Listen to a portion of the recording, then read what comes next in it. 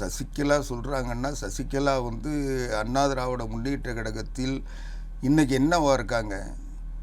அவங்களுக்கு அண்ணா திராவிட முன்னேற்ற கழகத்துக்கு என்ன சம்பந்தம்? அவங்க எத்தனையோ முறை வந்து நான் வந்து பயணம் போகிறேன், நான் மக்களை சந்திக்க போகிறேன், நான் எடுத்து பயணம் போகிறேன்னு போனாங்களா? அவங்களே திடீர்னு சொல்லுவாங்க, நான் அரசியல் விளைவிக்கிறேன்னு சொல்லுவாங்க.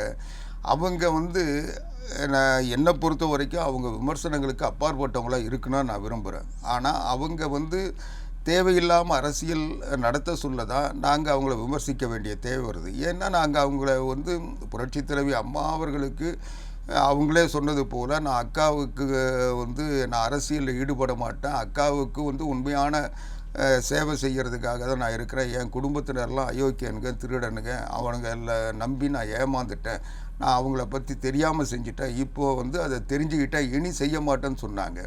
ஆனால் அந்த வாக்குறுதியை அவங்க காப்பாற்றலையே. அம்மாவுக்கு கொடுத்த வாக்குறுதி அவங்க காப்பாற்றினாங்களா? அம்மா கிட்ட என்ன சொல்லிவிட்டு அவங்க மறுபடியும் போயஸ் கார்டனுக்கு உள்ளே வந்தாங்க?